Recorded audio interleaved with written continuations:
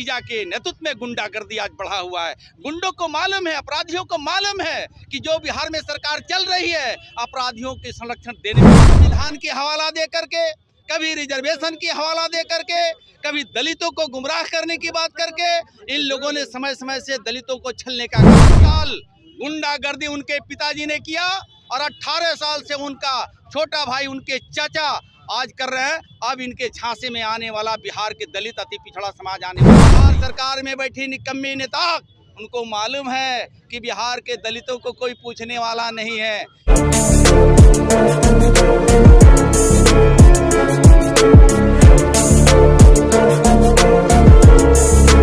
कि जनता ने आज सन से सर झुक गया है।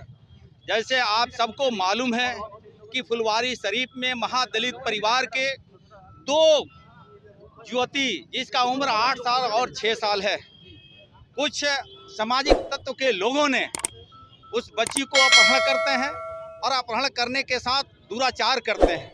उस परिवार के लोगों ने, पीड़ित परिवार जब थाने में जाकर के अपनी व्यथा को सुनाने का काम किया तो स्थानीय थाना पुलिस प्रशासन के लोगों ने उस पीड़ित परिवार के लोगों को क्या कहा कि आप जाओ अपने से ढूंढो, अगर 24 घंटे में पता नहीं चलेगा तब हम उस पर कोई कार्रवाई करेंगे।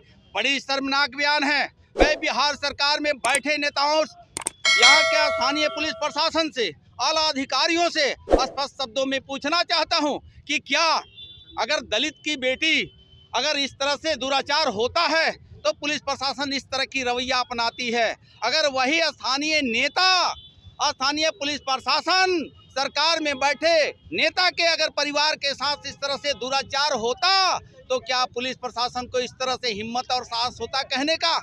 बिहार सरकार में बैठी निकम्मी नेता, उनको मालूम है कि बिहार के दलितों को कोई पूछने वाला नहीं है। ये गलत अंदेशा में है। झूठी समाजवादियों ने दलितों को झांसे में रख करके जब चुनाव आता है तो दलितों को इन झूठी समाजवादियों ने कभी संविधान की हवाला दे करके, कभी रिजर्वेशन की हवाला दे करके, कभी दलितों को गुमराह करने की बात करके इन लोगों ने समय समय से दलितों को छलने का काम किया।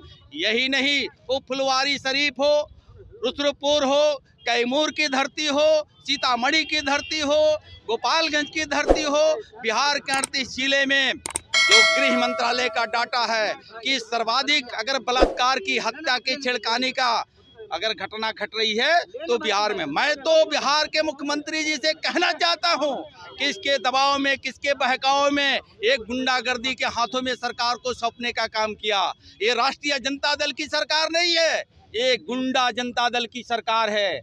ये बिहार की जनता डरी और सहमी है, जिसका उदाहरण फुलवारी शरीफ में अबोध बच्चियों के साथ रेप ही नहीं, रेप करके हत्या कर दी जाएगी। शर्म करनी चाहिए बिहार के चाचा भतीजा को। अगर आपसे सरकार नहीं संभल रही है, दलितों पिछड़ों की आप समस्या को निराकरण नहीं कर रहे हैं, सुरक्षा प्रदान नहीं कर रहे हैं, तो नितांत रूप से आपको इस्तीफा दे करके संन्यास ले लेना चाहिए। सर बिहार में पहली घटना नहीं है सर, ऐसे तमाम जिलों में ऐसी घटना हो रहा है सर। ये पूरे भारतीय जनता पार्टी के एसएससी प्रदेश अध्यक्ष आज पीड़ित परिवार से मिल करके और उन्होंने आश्वस्त किया है कि पीड़ित परिवार को न्याय हम दिला के रहेंगे। स्थानीय पुलिस हो, जिला पुलिस प्रशासन हो, बिहार प्रदेश के अगुवा जो बैठे हुए हैं कुंडली मार करके दलितों को झूठी रहबरी करने के लिए, अगर उनके कानों तक आवाज नहीं जाती है तो आज तो पूरे भारतीय जनता पार्टी के कार्यकर्ता रोड पर उतरे हैं। कल 1 दिवसीय धरना हम लोग देंगे। इस विषय को लेकर के केंद्रीय सरकार में जाकर के, अनुसूचित जाति आयोग में जाकर के, महिला आयोग में जाना पड़े, बाल आयोग में जाना पड़े, जाकर के न्याय प्रदेश का अध्यक्ष सम्राट चौधरी जी ने आश्वस्त किया है, निश्चित रूप से पीड़ित परिवार को न्याय दिलाया जाएगा।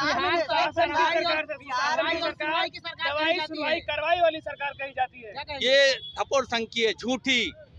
ये बिहार के दलित, अति दलित, महादलित अब ये चचा भतीजा के झांसे में आने वाले नहीं है।